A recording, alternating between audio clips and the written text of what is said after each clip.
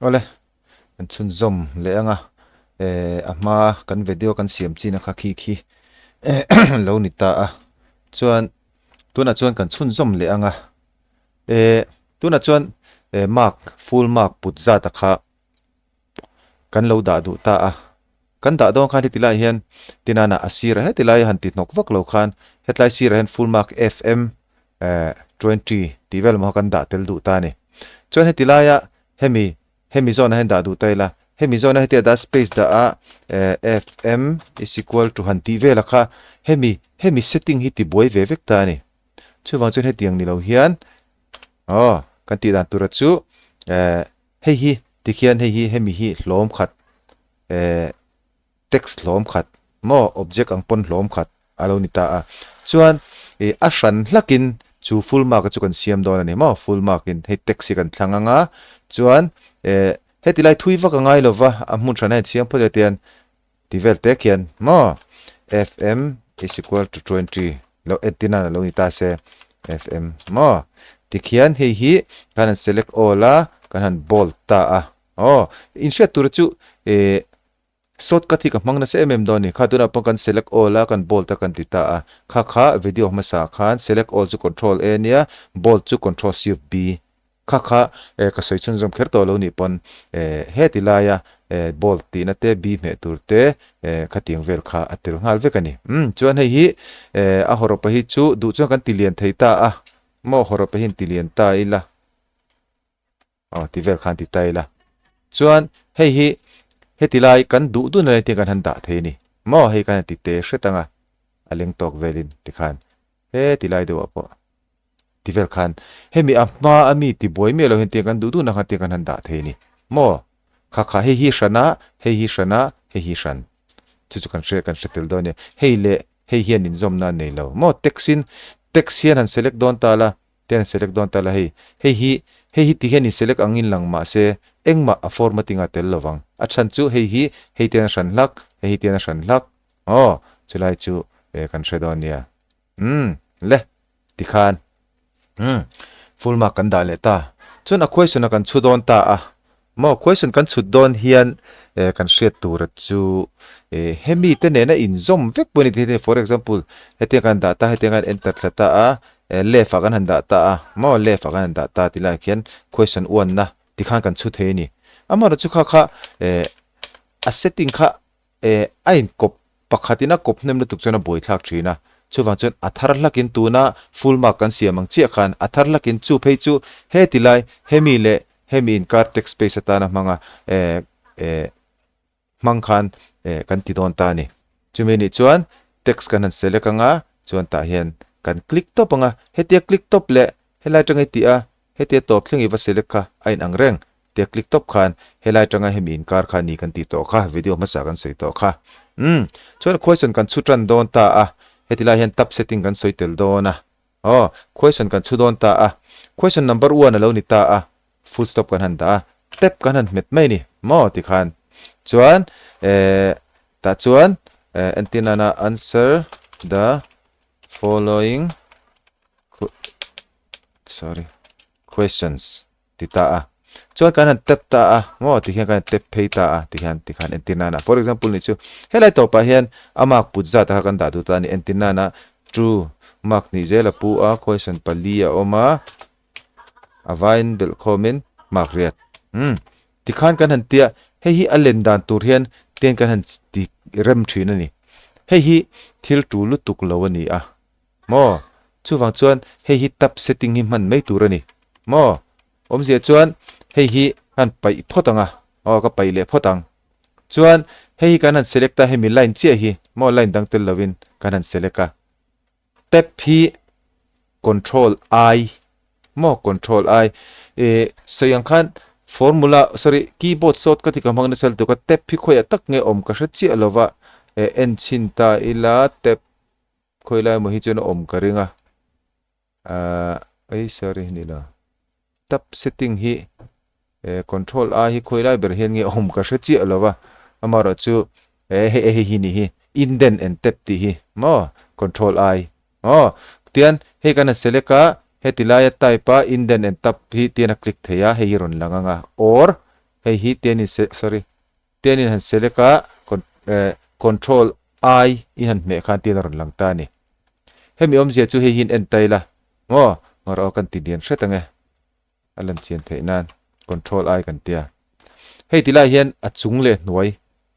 hnuai oma khi a phei khi mo achung oma a hnuai oma han en chiang deuh hlekila achung a hnuai oma chuan heta hi chuan achuk zong khi a in kok zel in chi chan in chi khat dan zela mo in chi khat dan zela a in kok ani khi a in kok a khi atep pachuni ta ni mo om je chu voi khadi tep khan ta na pheya I tep le khan ta na pheya hi adum om zela khi ta khen atep zela kha phei ta ni chu atep hi chi sang om ta a hei tilai hi tep chi sang pali om ta a hei kan sei fia do na nga kan sei fia do na nga hei hi tep ani a hei po tep ani a nakina kan sei vek thawanga hemi tep ama saber hi chu left indent tep ani mo left indent tep chuan hei hi right indent tep ania center indent tep ania point indent tep chu left right center point kan a om zia chuan hemi tep pi man chuan I tep man na khan veilam panga om khom vekang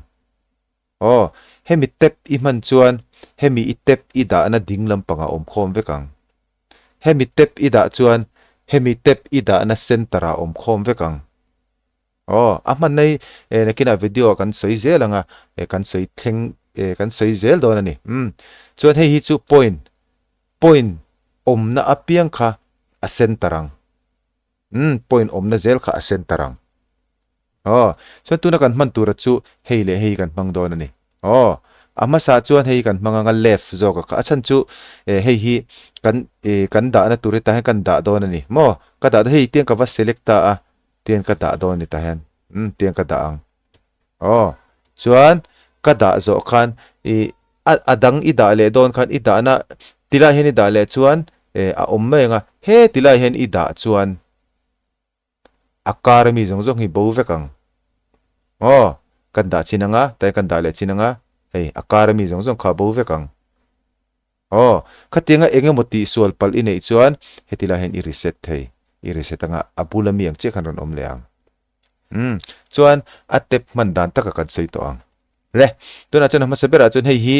boundary ni ta a text space kan ti abul tan na he tila hi hei chu ain zom vekani he atop na chun hei hi rual lo dur claim kan da rual pe dur ka zero ki 1 ma chi kimi zon chi khen omanga he tlai poi top hi ain ang chi ang chuan tep left indent tep hi he tlai kan da anga ten ka da ang chuan voi khadi tep khan heta hena kal zel don mo voi khadi tep khan heta hena kal zel don hemi uani ti zo che tep khan heta na kalang chuan na china khan he tilai sir kila hen a in chen vekin mark kan da du ta a ani chuan mark kan da chuan ading lampang rual zel ani mo tinana mark ni chawi da chuan ading lampang rual tho khan aron lut toy dewanga nakina kan tiang kan hrethiam mayang mark na china kan chiang khan 2 into 3 is equal to 6 kan tiang chi kha khatiang chi kan da don khan hemi right indent tep pi kan mangang om je chu he tilai vela hen mark kha kan da du ta ni atop mo mark om na to pa kha kanan click anga tikhena tep kan siam dang lam vek ta ni hei hi ngaro ka da dik lo ni hei hi right ka lo da left turania left ani chuan hei hi kan da to khi kan han select anga khi left in kan thak le ang left in chuan heta right om hemi na om zia chu I ta hian I chuta a ten uan I chuta hei masaber hi chuan I tep chi khan ta hena kalang ta tang hena rin tanang chuan I tep le chi khan hei akaren tep pakhat bom tolo he ta hena kal pheanga right ani wangin he ta tang hian ato pa tang hian a let zong in rin chuang chu mark kan da na thin khani chuan kan set zo a kan apply ang chuan kan okay ang chuan kan tile chinanga tep ka metanga chuan amak tura chu mark ni zela pu a palia oma 8 tikhan mo entina na hei chu tuna me chu kan delete le thawanga true na lo ni le ta a he voi khat tep kan man che khan kimi a zona tep kan da ma sak bera khana kalang fill in the blanks salo ni le ta chuan fill in the blanks hian mark nga to palo puta a chu tep kan an mele che khan he tilai ading lampang to bera kan da zona che khan akal nga lang chuan 5 marks ki a zia chu headlight right indent tep kan man kha hetlam pang hi rual vek hei chut thui po le hetin ron phei thui ni mai mo I chut tam po le hetilam pang hi rual vekang kha alo ni ta ni hei chu ka pai le photang chuan hetila hian question alo om ta a hetila hian e na kan tingai lova mo e na kan tingai lem lova tian kan tingai lem lova ka ti da chen hetian kan mang thina ni mo hetian kan mang thina ni chuan het ki englo khi phu zeu khi kan muanga itep le chuan akara engma tepida lo wangin he tilai hian right a khana kalang khami ni wang khan hetilai bi ka hi hemi line hi chu atep pa ngai khala king reng ro se ado ta mi chu atep kan siam thaleang hemi hi mo atep kan siam thaleang chuan control I kan tile anga hetilai hei hi a zone kalanga chuan akhwai soni chutran na tur kha chu one zone che lo po hetlai vela te han titala chu hei hi left indent zo ka hi ida anga left indent zo kan da anga kan apply lenga kan da lenga chuan ta hian question a hian tinana how old is the speaker tikhan chuan bina a who won the race pali turang anita pali thleng chu pho shrimang what is the elder name for example vekani ki dina chuan ngai kan tileang who jump higher tiang khalo ni ta ni tikhan chuan question pakhat nei siam zo ta a pahni na iti le dong khan ten pahni na entina na lo ni ta se achunga mi format ang che hi mandu chuan mo achunga mi format ang che man du chuan hei ran kher khan zu ti su hetilaya omsa to hi copy la paste mai la chuan kan copy do nanga hetilai select vel da nei chu ka soi vek to ama khan control le shift le arrow ki kan man khan ti khan kya nei select thei chuan ti khan hemi chin te hi ka copy anga chuan tab setting ka set sa zong kha hei hian a keng vek do na ni ka copy anga ten ka chuk thlak tiranga hemi a top khi jump higher ti top chia kita om khian ka enter anga ka paste to panga control v mo paste ka kan la soitel lova copy kha control c paste chu control v chuan hei hi mouse ka mang to don lo ni ke chu mouse ka mang tam ngai lo chuan heta hian hei hi question 2 lo ni tonga fill in the blanks fill in the blanks chuan a mark chu heitian arrow key ka kaltir zung mai ni he tilai te va click vel lo khan mo arrow key ka kaltir zung mai ni chuan 1 into true is equal to true chuan ta hian te ka select le maya na one na te po lo ni ta ang se the man jump das the river example tan mo chuan true na sorry he came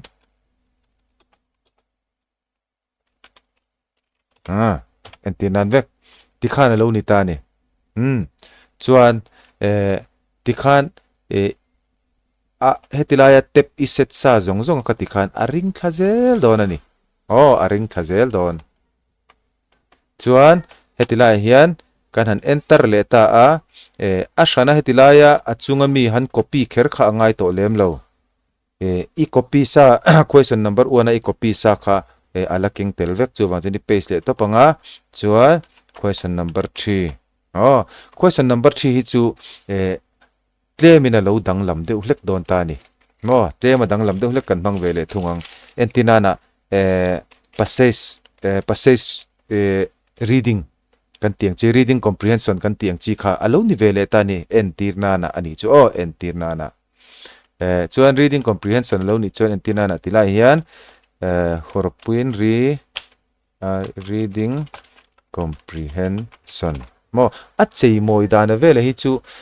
in idea kamang vera u reading comprehension ka lo ti ta a chuan a hnuaiah hian hei ta poin amma ki reading comprehension a chuan atlang puin amma a hian amma ka om ngai lova he tilaya a read tur kan han siama a read tur kan han siam hnuwa a question kan han siama chuta chuan mark keng tel thin chuan chu tiang lo ni chuan hei hi a reading comprehension tur hi a reading tur kha thon thu te kan phu ta ni mo chuwang chuan hei hi a man thei mei don ta lo ta a chuta che chuan kan han select leng hei hi i du lai he mi lai na hi ka sia atep ka siam rem don awangin hei ka select leang hei ka select he ta hnuai hen omin ka hria ka pai photang he kan select anga chuan control I kan ti lenga he ta che hian mo kan ti dan ki tlem kan thlak don ta ni chuan hei hi ka reset ang achan chu hemi om sai ka ring to don lo hemi om sai ka ring to don lo hei hi headline 0 le hetilai line hi khami a character a text space kan ti tira khan hemi hi ain om zone tu no hetilai vela hetia hemi 0 hi da chuan iset kha iset swalang chuwang chuan hei hi tilai hen da tur chuan ka reset ang angai ang chen lom le ta chuan kan thon thu chut tura kha mo he tilai tang hen bultran kan du ta ni mo paragraph in chuan a hnuai kha i chut antenna na he kan paile lo kan meno hretia mola thil kan han chuta atian paragraph in kan paragraph in tian thil kan tran ta mo thil kan chutran ta ki a hnuai ki he tilai hen ron in tran ani ma se a hnuai hi nang chuan he tilaya hemi in car space va om selo heta hen hnuai da a hei hi heta tanga trani du ta ni mo a reading comprehension tur kha khatiang set dan taka khatu na kan soi tur hi ta ni control kan seleka control I kan tile anga chuan kan hriat tur chu hetian hei hi an nu san the kan soi to thowa hetilai he zero hi hetilai apul intran na hen om tu ni ti po kan soi toin ka hria ka tla soi che lo chuan hei hi zero ki hetilai vela ida chuan i tap setting hi adik thei lawang chuwang chuan zero ki hetilai hemi line text space in tran na che he ni da ang chuan a top na poi text space in tran na khana top le ang chuan hetilai ki achunga himi hi na china kan set sa khani a heng hi kan reset photanga chuan kan apply le photanga atharin kan set don ni kan set tura chu soitong khan kan select chin che hin set don tuna het engtiang pon set mai la hemi kan select lo chin reading comprehension ti vel hi chon a engma akeng tel don lo chu kan hredon nia hemi kan select dum chin chawa hian akeng tel don chuan hetilai kan soitong khan hei hi achung zo ka hi paragraph in tran na turania a hnoi zo ka hi a next engani paragraph a atlar ni la in tran na tur a hnoi zo khi chuan kan nuk phei chinanga ta hian kan han da ta omzia chu ti hian ta hian paragraph ro in tran anga chuan hetilai hian a second ro in tran bokang kan hretia mangem omzia chu hemi lampang hemi omna hnung lampang a hian character word kan thil chut ang text kan chut ang kha akal thei to don lo kan hretia mang chu mo chuan kan apply anga kan apply rualin hei po hi heta hian om to lovin ta hian ron tol phei to ang applying chuan hetlaya tep om sa khatena tol phei vele ngal alo tol phei lo pala ni pon hei hi alo tol phei lo pala hetia om pala ni pon voi khatin tepanga paragraph in tran thei chuan thu nei sa hetilai chu turi kan lo in ruam man ve kan chu chinanga chuan kan hrethiam le zual tur anga yang today is Christmas. We have a party in evening. For appointment, my mom is baking a chocolate. Các sĩ toán khăn, các cụt dùng các cụt các tina các tì khá vàng khăn, các typing phụ chế là tôi mình sẽ tìm đâu nhỉ, anh nghe nè, buổi, ý thì mà yang, các cụt dùng tê các mang thầy lo, các cụt dùng tê các mẹ tu ra khá đang ở zona ngay, type số lệ, type bộ khám muang tự mấy thầy, I am decorating key, hetilai khá à dấu chia ta hetilai khá à dấu chia ta chuan hetilai akhan hetilai in tran to lovin na china tep kan da kha en non le tela hemi kan da na hian aron tran to ang a second line khamo kha ani chuan decorating the Christmas tree chudeu nong dok meng capital vel poki so pala ni pon melo thiam mero that is packing the gifts for my friend. Chuan paragraph kan tran le du chuan hei hi tuna hian atap setting kan la khoi dang lam lova kan la khoi dang lam lo wangin enter kan me po khan engma atap setting hi ala dang lam don lo ni. Chuan kanan enter anga heta hian ki hita khena omanga paragraph kan tran le du chuan tab voi khat kan met lenga thu dang de omsa kan chu lenge sorry a thu hin zom don lo ni heti lai ka murem chan chani ka churing ot ania gather more animals to help p vel me don de hemi kut jung te na a khoi tu chin a khana buai angani kat ti buai de zela ni melo se tiam ram don nia in the tiger said now do not afraid tu na kat si ta hi chu eng lo van nit mel ve grammar lampang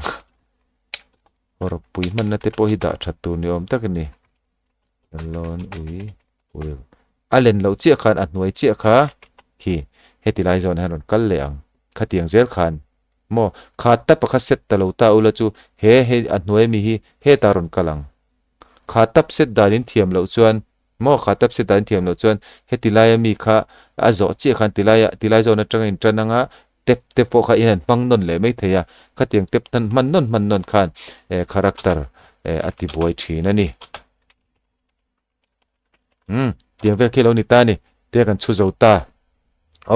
kan chu zo ta chuan a dot le a chuan a reading comprehension tur kan zo ta a dot le a chuan a question tur kan titran don ta ni mo question tur kan titran don ta ani chuan kan han enter lenga khilai zona khen engma thil danga la om lova a tep kan thak don chu wang select tur om lo hemi chin zong hian a hran thlapin an neya tuna mi che tuna annex tur che hi chuan a hrana kan ti le dona wangi tep kan set le ang chuan hei hi chu angai kan da phei lenga chuan engma ta hian question a na kan da don ta left indent tep kan manganga chuan ta hian a na kan da nga ta tangvel hian engani a thu khain trananga chuan he ta atopa right indent tep khamak da na tur kha heti hian I hretel tur chu thil tangkai ve da me chu heti lai zone hetin te thlak don khan heti lai vel bor hi te na te thlak don khan kan hrelo theini chumi ni wachon hei choice on mi ala heti lai hemi a zero hi ten da rual la mo chon ani chon hemi zona hian right indent tap khada la mo right indent zo ka kha chuan hei hinga tingai right indent alo ni ve ka chan wang ani mo china hemi ka click le ma si ka chan wang ani kha tilai hian tian alo in zone le mai don ani mo a hnuai het lai a zone zu ta kher kha ngai lo kan apply le nga kan okay nga chuan na what is today te question po hi om chuang lova achan chei te today is Christmas ati what is today te today is Christmas te ron chana tur ha chon amak puta chu kan voi khat kan han tep khan hetila hian mak khat sorry tikhan bina who bake chocolate cake mo cake chocolate kan enter nga sorry tiang zel khan alo ni dona ni kha tun video na kanan soile thei chin chu lo ni le photta se alle pek le chuan character spacing kan ti ang chi hetilai hian hei hi chu ten hemi chin in kar la jong hi chu thaviwa hemi tanga hemi hi tlema da hlat deuh ka duwa ti ang chi vela kha le athil dang te po kan soi le don ni hemi chin atang hian kan chun zom le ang engoro kan zo mai thil pakhat ka soi te lang ka te kan soi mai lok hei hi tuna ka zoom da na kha in lo shred ve du takin mo control le space ka pet ko pa control space ka me che ki mouse kilo ento control ka meta space ka me che ki zoom in ron omani ki te zoom om che ken mouse in kan du lai chin chin kha mo kan du lai chin chin kha te kan zuk zoom a ti khan ron lian mai ni chuan kan ti te le du chuan ama khan ka soi to thong se control kan metanga right click kan metanga ate le mayang ti khan kan ti che thaya te control sorry alternate le te mouse ne khan kan ti che the ni tuna tina tilai te hi lian deuh in ka zuk en du chuan control le space kan metanga tiang ka si tianga khilai te khi ron zoom vak do na ni kan let le du chuan control minus pona theya control right click pon ti khan kha ani chuan kha lo ni le ta khami china kha kan video chu lo ni le phot se chuan engoro tilai kan soi le lo teng at sei chuang lova hetilai hi text alignment pakhat ka soi tel leang hei hi hemi china hi mo hetilampang si ra hi ain roll velu ni tilampang chu in roll a left lampang chu in roll vek a right lampang in roll velo hetiang ho wa hi a left lampang po in roll thavek a right lampang po in roll thavek a hi justify an tia chu justify chu tatang hen en taila justify chu hei hi ni mo hei justify chu ni mo han click taila hei en roll aroni siam roll thu tam taka phei ke chuan thil tam takin chut phei chuan chanchin bu te nakina chuan chanchin bu han ti vel dan te pokan soi tur angai taila justify hi man fo tur ni ti hi chuan a moi lo justify hei justify ni hei left align justify a chuan left align a chuan veilam pangchia ruala justify a chuan ading lam pangarual den a veilai ading lam pangarual chu shortcut key chuan control shift j he tilai te juk click boi ngai lo khan control le shift le j sorry j ti khan kha alignment pakhat kat soitel le zoi ani khamichin khani le phot ro se lo me